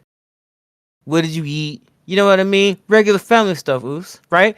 And at that point, I'm thinking, oh man, I know where he's going with this. I know where he's going with this. And in fact, that question somewhat disarms Gunther. You can see it in his face, Like, he's thinking, yeah, of course I have a mother. But, when he asks him, what are you talking about? What do you guys talk about? Family stuff. She asking, like, how's the wife? How's the grandson doing? Like stuff like that. Like, he's asking him stuff that you would ask someone that you were, interested in how they were doing. Like again, stuff that's relatable, stuff that would be disarming, because he was trying to let Gunther know, like, honestly, I think this was like a man, I'm not even sure what to call it, but it was meant to feel like we're not fucking around anymore. Like that, Mm-hmm. like, like I understand that this is like, kayfabe or whatever. This is a show. I get it. But I watched you assault my brother in front of me. And when he brings up his mom, because he later in the promo, he brings up that he talked to his mom, and had to tell her about her son, about Jimmy, about the stitches, about what he's going through. And then she asked him, why didn't you protect him? And he used his name. He didn't even say, like, it wasn't, again, it was supposed, this, Mm-hmm. like, this is a real fucking thing right now. You understand what I'm saying? So he was speaking to Gunther's soul. It wasn't like like he was talking to the essence of Gunther. And he said that he told his mom that he was afraid. And I'm like, oh damn. Whew, he getting real. So he told his mom that he was getting that they was afraid that he was that he had never felt so helpless. No, so hopeless, disrespected, pissed off, mad, angry, scared. Uh and he told Gunther. He said he told Gunther how he made him feel. And I thought, man, not only what a way to break down your opponent. Give it like I'm gonna give you. I'm gonna tell you. I'm gonna give you a flowers. I'm gonna tell you what you did, what the experience was like for me. You're gonna get that, and then I'm going to tell you that I'm not scared of you anymore. Like I realize that I'm not afraid of you. He's already seen the worst that can be done to him. He saw the worst of Gunther, and not only that, he sees the best of himself in his brother because his brother's still here. His brother's still standing. Like he saw the worst that Gunther could give to him and knows that the next day he'll be around. So now he's telling Gunther that he's not afraid of him. He's essentially afraid of himself or a future self. He's essentially afraid of what future Jey Uso is going to do to Gunther come WrestleMania. Not only is he going to take the belt, but he is going to take Gunther's soul. He just had to let him know that. And that was that. And I thought one of the best promos of the night fucking ever. Jay It was goddamn good. Uso Yeah. he's a diamond in the rough, man. Like he not a diamond in the rough. He's amazing. That's all I can say. I don't know. He's main Amazing. event. Yeah. Fantastic promo. What did you think about the promo? I thought it was really, really good. And I really liked, particularly near the end of the promo. All of it was good, but what I felt was the most poignant message that he was trying to get across is that Gunter done fucked up. Like, especially where he was telling him, you had me, Gunter. You had me, man. You had the drop on me. You were 3 steps ahead of me. You were playing chess and I was playing checkers. You had me, but then you had to get my family involved. And you know how I feel about my family, especially Jimmy. Yeah. And it was at that moment I think Gunter realized, oh shit, Yeah. I I mean, screwed like up. the smiling stopped, and you can Oh see yeah, him trying to talk. I don't know what he was trying to say. I don't know what he was trying. I would assume trying to reason, trying to explain his side, trying to uh uh put the blame somewhere. I'm assuming these were all things that he was doing. But I do know that at the end of that segment, there was no smiling from Gunther, and he looked a bit concerned. and He as if he realized that what he did had the opposite effect, which could have it was a well, 50-50, right? I think Gunter was showing the fact that he realized that he could have beaten Jay if Jay was coming to the ring as the Yeet Man. Yeah. But some other Jay is going to show up at WrestleMania, and I'm gonna use how Jay said it to convey this, but Gunter realized it. Mhm. Um, after he told Gunter, "I'm not afraid of you no more," he said, "Before WrestleMania, hug and kiss your family. Before Yes. WrestleMania, the night before, I'm gonna lay my head down and I'm gonna say a prayer. I'm gonna pray for you, but more for me, and I'm gonna ask the Lord to forgive me for the man I'm about to become." Because at Yeah. WrestleMania, I'm gonna get you. I'm gonna get you for Jimmy. I'm gonna get you for my whole damn family, and I'm gonna take that World Heavyweight Championship. And it was after that that Gunter had a legitimate look of concern. Yeah. And I was like, dude, bars. Yeah. you, Yeah. you didn't fuck. Yeah. You In know, fact, it Gunter, was the the way he time, said it. It was the way he said before WrestleMania, hug and kiss your family. Because even the audience was like, ooh. yeah, this was essentially Jay's version of I'm coming to get you and hell's coming with me. This is Yes, a yes. This reckoning, is you know? Tombstone, baby. Yeah. Yes. And the fact that Jay showed up, he's usually very colorful, very, he came to the ring and he was the only one in the arena not yeeting. He's in all black. This is Jay Uso going Tombstone on Gunter. Yeah. And so Gunter's like, to address how he was looking by the end of it, is Gunter realized he messed up, that he could have beaten the fun-loving Yeet Man. Yep. But the Jay that's gonna show up at WrestleMania ain't gonna be that Jay Uso. He's got something else. He's unleashed something else. Something No. that Jay, i- he ain't afraid of Gunter no more. Now he's afraid of the man he's about to become, using his No. own words. There is another.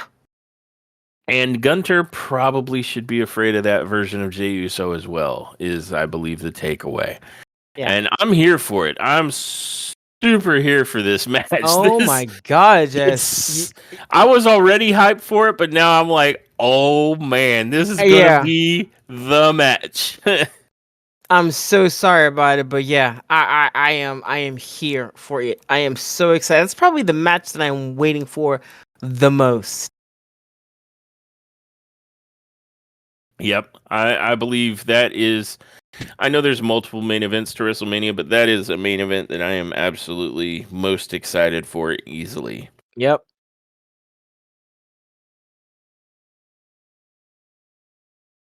But following that wonderful promo, we are then given a recap of the Roman Reigns, CM Punk, Seth Rollins, Paul Heyman situation from SmackDown last week.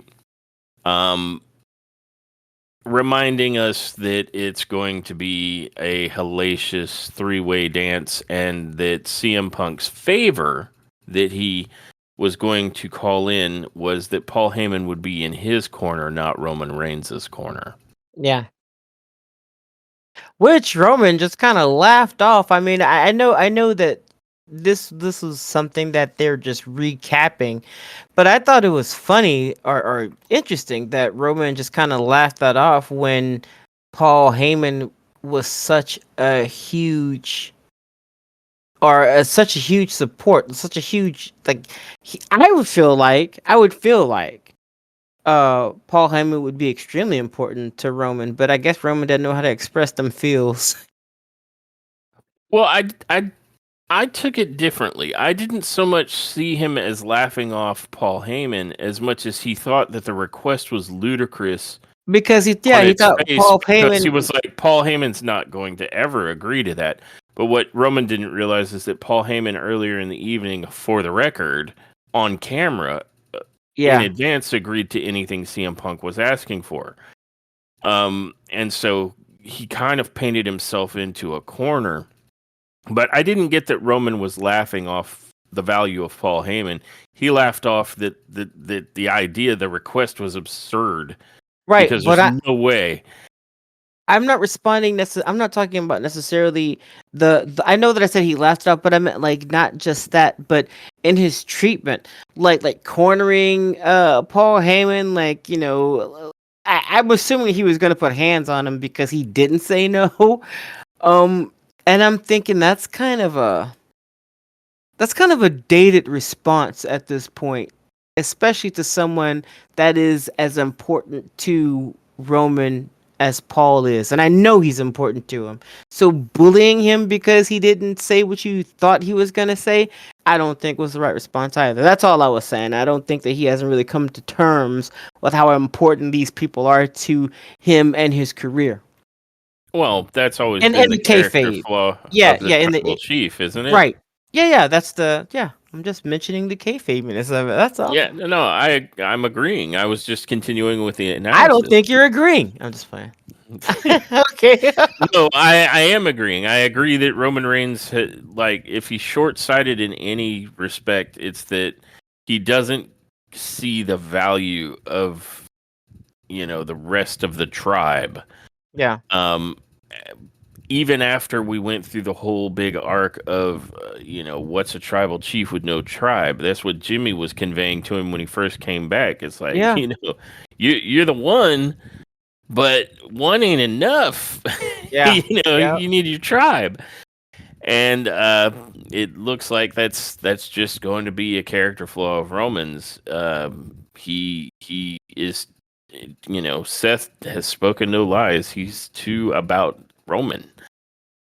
True. Interesting. Interesting. But that But can yeah, happen when your greatness on another level. true. Um, Following that, we get a brief blurb that Rhea Ripley will be the special guest on Stephanie's Places, where Stephanie will cosplay as Rhea Ripley. Um,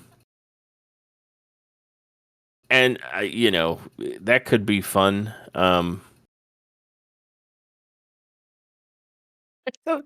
don't know if she's gonna cosplay as her. I think she's gonna go. She's gonna be goth or whatever. And do the Well, no, I got the impression that she's gonna go out there dressed as in actually as like her yeah. actual costuming. Like they were showing off Rhea Ripley's little vest jacket, and Hey, she was let's doing her go. makeup exactly the same way. So I feel like that's exactly what she's gonna do. Um, and nothing wrong with that. I mean, cool. Yeah. Uh, Following that, we are taken to Adam Pierce, who is so good with female talent that we Oh are my seeing lord. him interact with them again. And Natalia seems to be concerned that, she's just formed this tag team relationship with Maxine Dupree. And they're immediately going into a tag gauntlet match.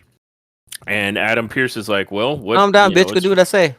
it's WrestleMania season. What better way than to jump into the deep end? And basically brushes off any concerns she may have and says, well, that's what you're doing, so enjoy it and get out. And so they proceed to do the get out part, whether they enjoyed it or not. And then Rey Mysterio storms into the room. The camera pans down. And he Buddy, you gotta. immediately, Oh immediately, man. Pierce is like, look, you ain't even got to say nothing. You got it. A match with Chad Gable. And Ray's like, no, I don't want that sick bastard Chad Gable, Sniffles McGee. I don't want And his sick and ass. Adam's like, Nah. oh, okay, well then how can I help you? And Ray's like, I want a match with the blight, the offense against all that is lucha libre. I need a match with El Grande Americano. And he's like, oh, okay. And he says, do me the honor of allowing me to pick the time and the place. And Adam's like, oh, Nah. okay, cool. And he says, I was immediately like, please don't. Don't give don't give him the honor. But Adam Pierce does, and Ray says that he wants his match with El Grande Americano at WrestleMania. Of course he does. And Adam Pierce is like, Mania, huh? You got it, because you're Rey Mysterio. Of course he did. And so, just like that, we now have a match between Rey Mysterio and El Grande Americano at WrestleMania. That's great. I love it. Hey, it's not a triple threat Not yet. yet, But right? as soon as Santos hears about it, he's gonna get upset and he's like, why am I not in the match? And then there we go. And there we go. Well, now you've said it. Now it's gonna happen. Because it is. Watch. You Yeah, think I'm joking? watch. The We need another. WrestleMania is just gonna be a whole bunch of freaking menage a trois matches. With just all the menage a trois. But after that, we are taken to the third match of the night, which is the War Raiders defending against the New Day for the World Tag Team Championship. Another surprisingly good match. And I say surprisingly because I didn't know how New Day and War Raiders would vibe for this type of match. But New Day came out in their new Mitsugini outfits. Did I say that monster's name right? Mitsugini? Yeah. I try Mizutsuni? I'm trying to be cool, guys. They come out in their Mitsubishi outfits. I was gonna say Mitsubishi, but then you would have known who I was talking about, and then I would have. They did look like it. I mean, for anybody missing the cross reference to Monster Hunter Wilds, they did sort of look like they were wearing Mizutsuni armor. I'm not cool. You're super cool. But they were very stylish in their little outfits. They were. They looked real cool. And the match itself was pretty decent.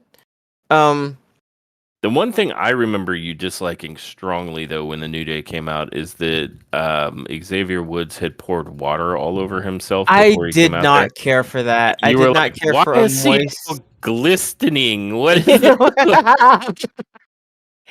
Glistening. I desperately wanted to know why he was so glistening. And you're like, I think he poured water for himself, and I'm like, I hate it. And I did, fam. I did. Yeah, and that tied it in even more to the Mizutsuni comment, because I was like, well, see, he had to get wet first because bubbly dance doesn't trigger. I'm getting extra super nerdy with this right now, but it was funny at the time. Not the bubbly dance. The very same. Yeah, if you guys, whatever, you know, if you know, okay, that there. What did you think of this match? I thought it was a good match, but I do feel like it was playing out exactly how I kind of thought it would. Of course. And what I mean by that is that even though Kofi Kingston and Xavier kind of have maybe a little bit of an edge in speed and high flying, the War Raiders essentially threw them around and were splattering them on the mat for most of it. I mean, outside of getting the unicorn stomps off in the corner and a couple of minor moves here and there, Eric and Ivar were raffle stomping them. Like they were slamming them into the mat so much. Both of them. Ivar was hitting that very nasty, like he's gotten to where he will throw somebody against the ropes, and then when they come back, he almost does what looks like a tilt-a-whirl slam. And it might technically be one, but it's almost like an elevated side slam, and he just flattens them with it. And he hits them into the mat so hard that they hit and end up in kind of a pseudo-sitting position because they bounced, like their upper half bounces up. And from there, it allows Ivar to bounce off the ropes into a like a crossbody to the sitting opponent, which just flattens them. And so Ivar is looking good. Ivar flattens the shit out of people. And Eric has taken to hitting some really disgusting looking slams as well.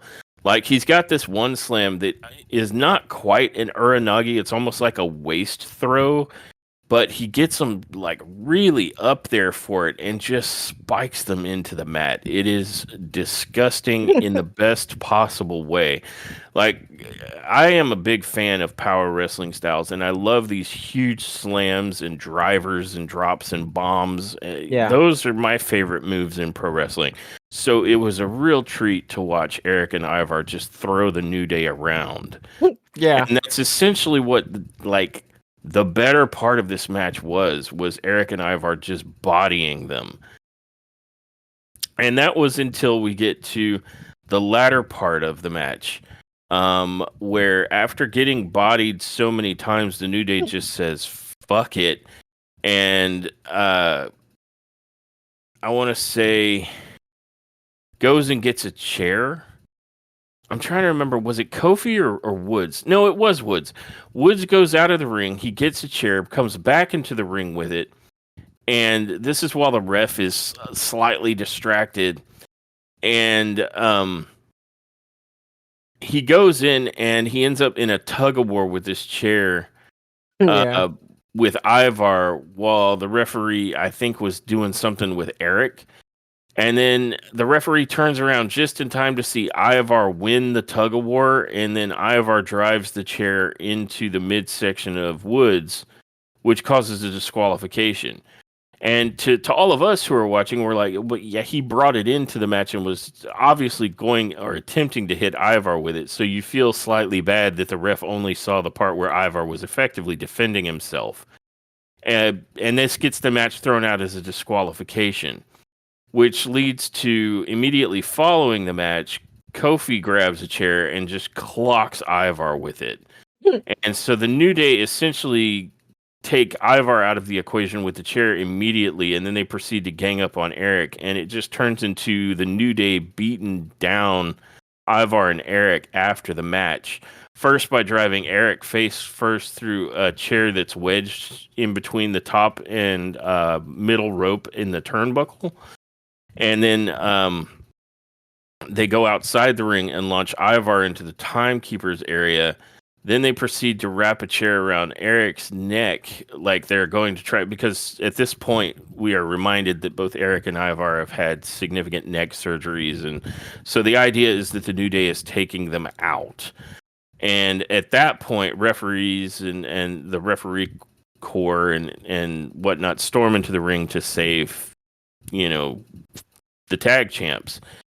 And you end up with the New Day kind of smugly, leaving. They may have lost the match, but they won the war. I'm sure that'll come up because it's the War Raiders, right? Yes, you And know it will. I can't help but feel, though it's not been announced, that we're going to end up with New Day versus the War Raiders at WrestleMania for the belts. For sure. Because the War Raiders aren't going to let that shit stand. They're going to be like, oh, we demand the New Day. We're going to have to destroy these bitches.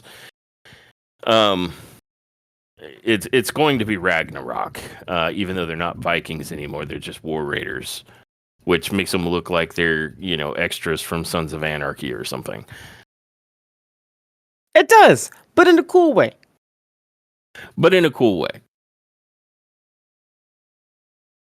So this was it was a fun match. I wouldn't say it was like a banger compared to some of the other ones we saw. No. But it was fun in that, like, for 90% of it, you basically get to see the New Day getting the shit kicked out of them, which I think everybody at this point is happy to see because the New Day have been butts. And I think it was a perfectly fine, match. Like I can't complain about it, but it's not getting 5 stars or anything. You know what I mean? Right. But I do think it did a pretty good job of putting heat on the situation enough that when the War Raiders inevitably demand, the New Day, and the New Day are like, well, sure, but at WrestleMania, that, it feels right. Yeah. And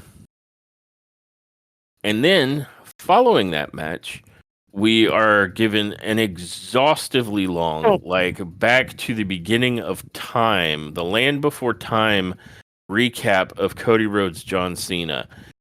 That all culminates into the most recent promo that they had, I want to say, a week ago on Raw, with Cody Rhodes basically ending the night, or that promo, by crossroading John Cena, much to the joy of everyone.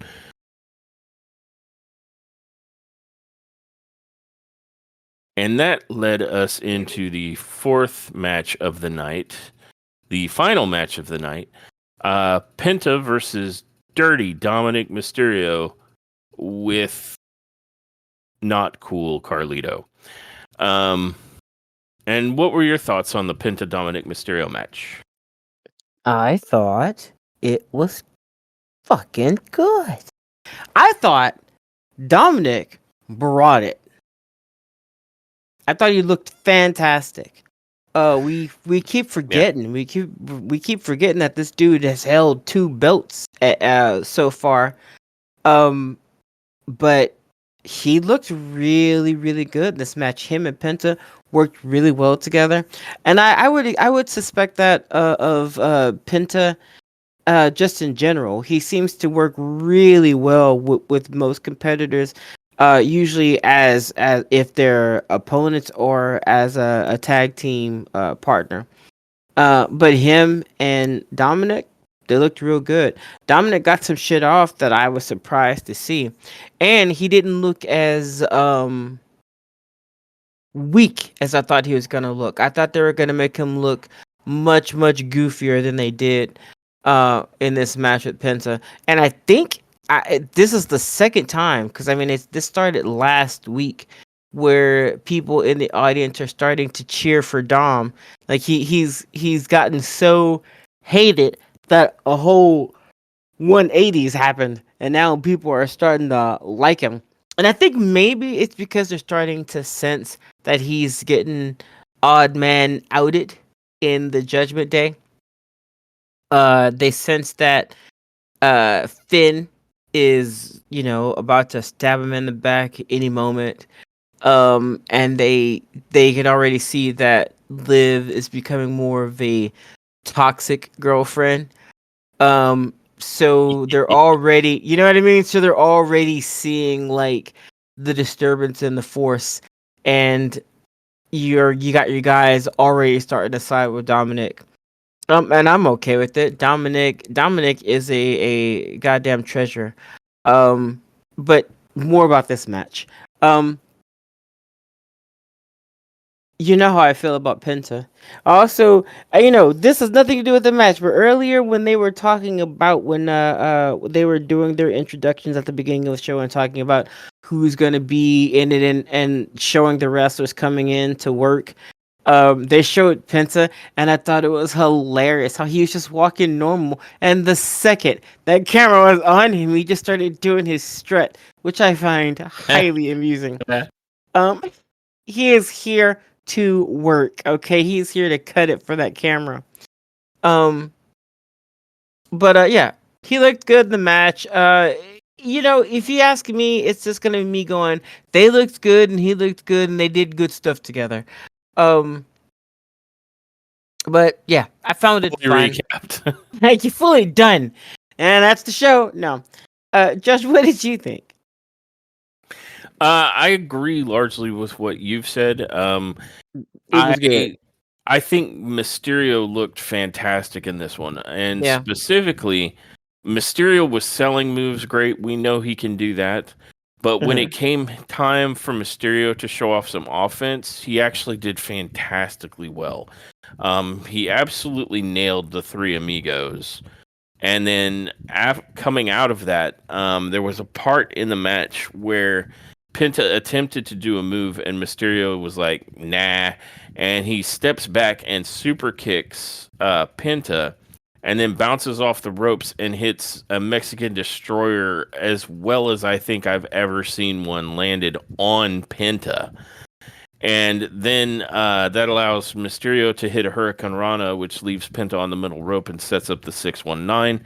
Mysterio hits that flawlessly, and then he goes up to the top and attempts the frog splash, but Penta puts his knees up, and that leads to Penta hitting a inside cradle roll up, and that only gets a 2 count. And then Dominic tried to do something from a fireman's carry position. He got Penta up on his shoulders, and I was disappointed that Penta countered out, not because I'm rooting against Penta, but I'm like, oh, what are you attempting to do here, Dominic? Disappointed. I've never seen Dominic put somebody into a fireman's carry, so I had no idea Yeah. what was coming out of it. Was it going to be a Death Valley driver? Was it going to be a fireman's carry gut buster or something? Like what were we going for? Were you going for the go to sleep? Where were we going here? Yeah. And we'll never know because Penta was like, nah, brah. He uses several elbows to the head to fight his way out of. I mean, for all I know, Dominic Mysterio was going to F5 him. That would have been amazing. But he fights his way out, and he follows that up with some offense that ultimately leads to him hitting, his taunt Cero Miedo, and Dominic is down on the mat, and he gets set up for the sacrifice, that nasty, nasty arm breaker that Penta does, and he hits that on Dominique. So now Dominique's going to have to go get his elbow realigned. Yep.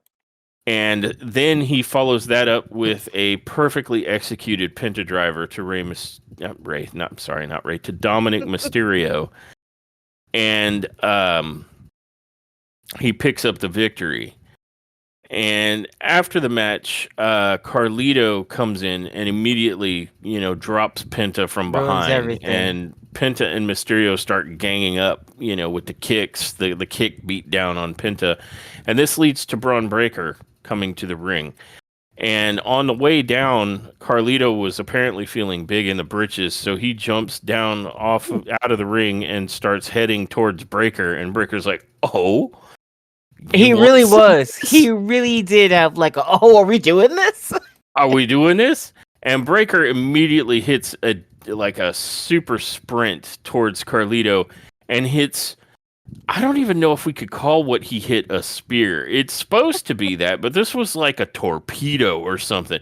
Because I swear to God, he jumped from 10 feet away. Seriously. Turned into a cruise missile and flew through Carlito.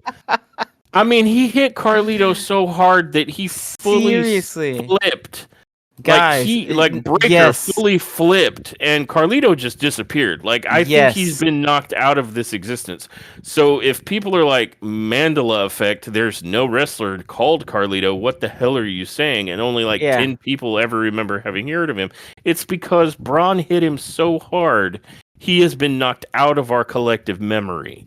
Yeah, holy cow! It was Carlito up off the floor. It was insane. It was yeah. No. You took the words right out of my mouth. It was insane. I don't even know if it was it was not a spear. It was a soul removal. He was like, "Your soul is mine," and he Shang Tsung the life out of Carlito. Yeah, he was like, "Yeah, you don't need that," and Carlito was like, "What?" Yeah. So on behalf of apples everywhere, Braun Breaker has gotten you the vengeance that you desire against Carlito. Yeah. Carlito was erased by this move. It was insane.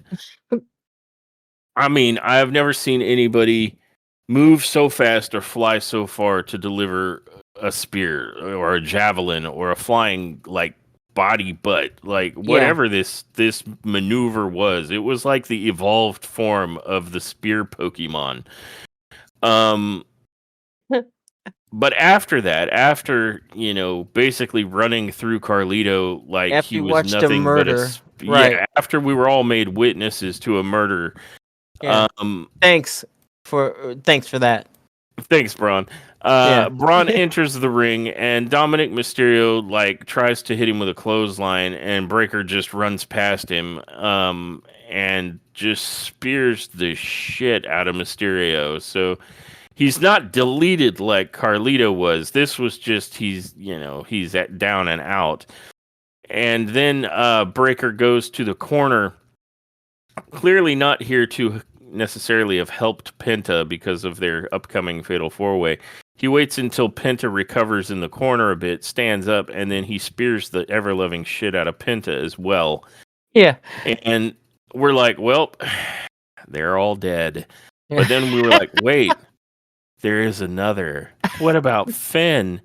And that's when Balor appears like out of nowhere. Like he just appears behind Breaker. Like he got into the ring Legit, behind yeah. Breaker's profile so much that it just looked like he appeared there. Um, and Finn attacks from behind and hits Breaker with sort of the reverse DDT that he likes to do, where it's almost like a sling blade in a reverse DDT had a kid. Yeah. It's like an elbow drop into a DDT, and that drops Breaker for long enough to allow Balor to pose with the IC belt, and he mean mugs Breaker, he mean mugs Penta, and then he sort of looks like with a undecided sort of expression at Mysterio, who he made no effort to help up, by the way. No. And then Braun Breaker gets back up on his feet and attempts to go for a spear, but Finn manages to roll out of the ring in time. And so he's rolled out of the ring and he's backing up looking all smug and mean muggy. And Mysterio is like struggling to, get back to his feet. Again, no help from Finn whatsoever. And I think that's intentional. Like Finn has been signaling that he's in it for himself. Yeah. And this, I think, went a long way to convey that same idea that, Mysterio's on his own at this point, with regards to Finn Balor. Right. And now I don't know who's going to help him because Carlito has been sent to the morgue. Like there no more apples will be spit and no more analysis as to whether something is cool or not. Yeah, no. Carlito's in the shadow realm right now. We won't be able to find him for a minute, and when he comes back, his hair is gonna be all white and he's gonna be blind. He would have seen some things. Breaker hit the color out of him. Yeah, he hit him into another spiritual dimension. Yep. Carlito's doing some soul searching. Wasn't even. It was against his. Like he wasn't even trying. He just got knocked into some soul searching. But this was another fantastic match. Like the match itself, I felt was very good, especially considering, that Penta is like a super seasoned veteran, and I'm sure he's shitting bricks because he respects Rey Mysterio, and he's like, oh God, I don't want to break his kid. Yeah. And they both worked fantastically well together, to be perfectly honest. Like, it was a very good match. And then you had all of the added storytelling that added, something to it. And you got to see the javelin that erased Carlito. It was good. This whole segment was good. And just to, because it could have gotten lost in all the shuffle, Penta is the winner by pinfall, but nobody was the winner by the end. No. Well, so Braun, yeah, he was the winner. technically. So this fatal four-way has some heat on it, and it did a good job kind of giving us that, and showing you the different dimensions of the storytelling that's going on in this particular one. So I think it did great in what it was trying to do. It showed that Dominic Mysterio isn't just a joke competitor going into this fatal four-way, because it'd be easy to think that, right? It's like, well, between Penta, Finn, and Balor, what's Mysterio gonna do? Yeah. And it showed that Finn is, it's going to definitely be every man for himself. Like, Judgment Day ties be damned. Yeah. And I also think it showed that Braun Breaker is going to kill everyone. I agree. I think it showed that as well. So, yeah, fantastic. A really good match for the fourth match of the night. Very good. Following that up, we get confirmation that AJ Styles will battle Karrion Kross next week. We also find out that Roman Reigns is going to be on the show. The tribal chief is coming to Raw. Uh-oh. Rawr. And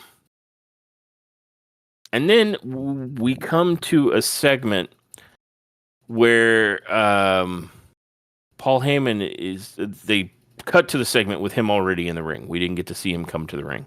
Similarly, we didn't get to see Dominic Mysterio. I guess all those pesky entrances are in the way of cross promoting 7,000 different other fucking things besides Raw. Maybe they'll find time to fit Raw into Raw. All right, Maybe. I'm done. But can you tell I'm chuffed about it? But if you would you like to speak to this segment? Well, certainly. We got Paul Heyman coming out.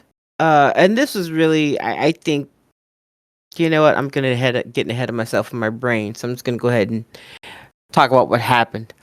But you get Paul Heyman coming out, and he starts in on basically letting people know that he is loyal to Roman and he is loyal to CM Punk. CM Punk is his best friend, and Roman is his tribal chief, and that's just not gonna change. And he wants to make sure that everybody understands that. And when it comes to WrestleMania, he wanted to make sure that one thing was perfectly clear.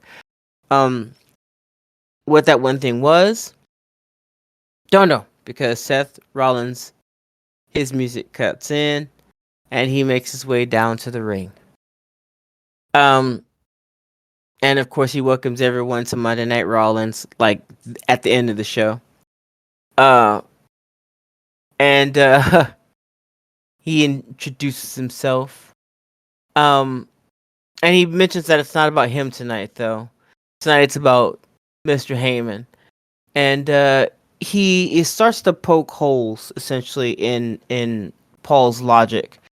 How he's talking about loyalty, and that's why Seth wanted to come out there, because he wanted to ask the question that's been on all of our minds for the past few days, which was, whose side is Paul Heyman on?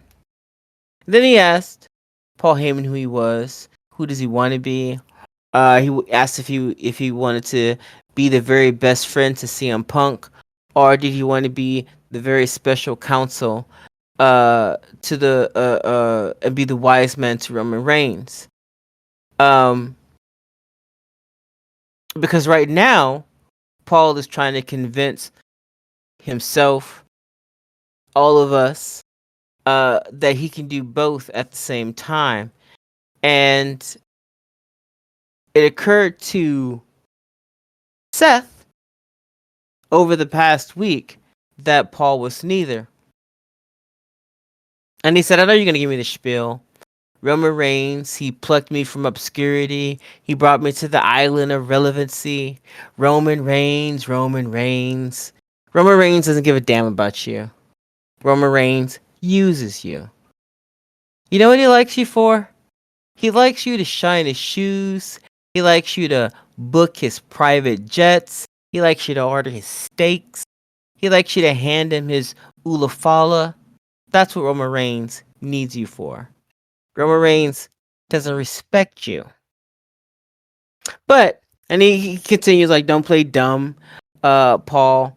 And he asked if he needed a history lesson from him. He takes him all the way back to WrestleMania last year, when Roman Reigns lost the championship in the main event, thanks to some very well-dressed visionary. And Roman Reigns does what he does best. He disappears into the ether. He mentioned that he asked if Roman Reigns took Paul with him, and Paul said no. He shook his head no. And he said no. He left you in the very caring, loving hands of his family member Solo Sikoa and the rest of the bloodline. And he asked how he was treated there. We all remember how that went. How they treated him. He mentioned how they ended up slamming him through a table, and basically how Roman Reigns just wasn't gonna come save him. And then he went down the line on CM Punk and talked about how CM Punk, when that was going on, was nowhere to be found either. He was you know, Ghost while he was getting his ass kicked. 10 years ago, CM Punk was Ghost. He walked out of every single person in this arena, including Paul Heyman. Um, he asked him again, uh, "Did he take you with you?" And of course, Paul said, no. And in fact, when he came back and Paul asked CM Punk to take him with him when he was trying to get away from the new bloodline. Um, uh, and so basically, Seth is breaking down not only Paul but breaking down the two closest relationships that Paul seems to have in this industry right now. Pulling Paul Heyman out of obscurity, I don't think Roman did that. I think that's insane talk, but that's just my personal opinion. Had nothing to do with this particular segment. No one said that. That's just me. Um, but it starts to turn a little bit dark, this segment, where Seth starts to ask, um, Paul if he wanted him to help him get out of the situation. Like he told him that he could come up with a way to help him so that he just wouldn't be available for either man. Um, and basically threatening to kick him or to harm him in some way. Then he starts to get real close. Um, starts to get real close to Paul. Um, and then he goes like, CM Punk, what's that thing he likes to say? He's not here to make friends. He's here to make money. So my question then, Paul, is how much are you worth? Are you worth that much? And he shoves him. And like the audience is lightly, like, like it was just a little push on the shoulder. Yeah. yeah, just like a little shove, but like very, very creepy and predatory. Like he's just giving him the shove, and he's super close. And then he goes, are you worth that much? And then he slaps him in the face.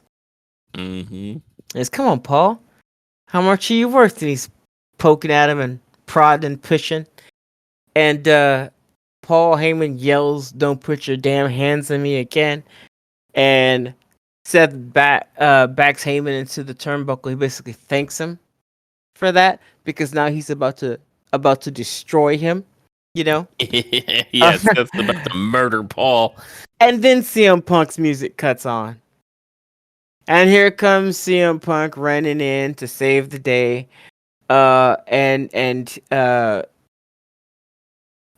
He gets in. I believe, yeah, he gets into a altercation, like a physical altercation, with CM Punk. They're going at it. Excuse me, I'm trying not to sneeze. I felt it. I felt a sneeze coming on. Oh no. But they're going at it, and then I believe that Punk is about to go for like a curb stomp, but Rollins gets out of the way, and then he gives him a curb stomp. And Paul Heyman is about to Paul Heyman is over at CM Punk, and he's like leaning over him, and he's going, "I'm so sorry." And Seth sees it, and he sees that Paul is just set up for perfect for the curb stomp. So he's setting up, and he runs, and he gets all the way to Heyman, does the stomp, but not to Heyman. Right before he gets to him, he does it, and then he leans over to Paul, and he goes, "Now you owe me a favor." And he drops the mic, and he leaves the ring, and that's the end of Monday Night Raw. Yep. And after Seth looked incredible here, and Yeah. after he leaves the ring, Paul Heyman is just like, "What am I gonna do?" Yeah. And this segment was gold. It was gold because you have two incredible performers. Paul Heyman is so good. Yeah. In these types of segments. He's so Yes. good. And Seth was outstanding. Seth was at peak. Yeah. He was evoking like the Joker Yeah. And it was so menacing the way he was getting all close to Paul, and he's like, I could make it easy for you because this is a very tough place you find yourself in. I could make it all stop with one boot to the head or a quick stomp. It'd be all over, man. And so it just builds this menace against Paul Heyman that was absolutely a treat to watch. And Seth Rollins is he's something else. And it helped build some intensity here because I feel like in this triple threat, in this back and forth, it's been looking a little bit like Roman and CM Punk's show, and Seth got the opportunity to remind everybody that, hey, there's a lot of talk about the Tribal Chief, and there's a lot of talk about CM Punk, but that isn't the only two things in this match that you need to worry about. Seth freaking Rollins is the architect, he's the visionary, he's the revolutionary, and there's a reason why he sits at the top of this industry. Yeah, absolutely. And I feel like this went a long way to continue to build this match and to remind us about the third man. Because, I hate to say it, but it was feeling a little like Seth Rollins was ancillary to this battle between CM Punk and Roman Reigns after the first couple of promos here. So it was good. Seth reinserted himself back into this match, and that's fantastic. It was so well done. That all said, this episode of Raw did a fantastic job with what a lot of it was trying to do, which is not only put on some good matches, but to further some major storylines that are going into WrestleMania. And I feel like it checked every box. I think for me, this would easily be like an 8.5. Oh my God! Yeah. Yes. And so this is absolutely top tier. That's my review of it. Well done. A very good, well put together episode of Raw. No, what was your take? This is exactly what was needed for hype for WrestleMania. They got to keep this energy going. Because this was top notch. I'm definitely like 8.5, 9 easily.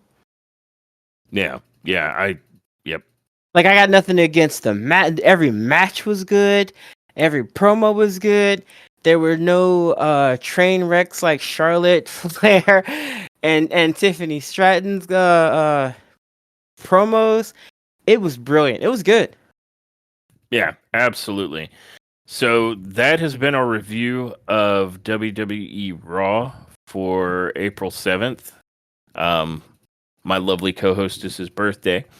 And I just want to say thank everyone who has joined us for this episode, and that I hope you will join us for our next episode. Until then, I don't think there's much more for me to do but roll the outro. Bye, guys. Thanks for tuning in to this episode of Top Tier Wrestling. We hope you enjoyed our deep dive into the latest AEW and WWE news and shows. Don't forget to subscribe to our podcast so you never miss an episode. Follow us on social media for updates and to join the conversation. Until next time, everyone, remember, wrestling is always better when it's top tier.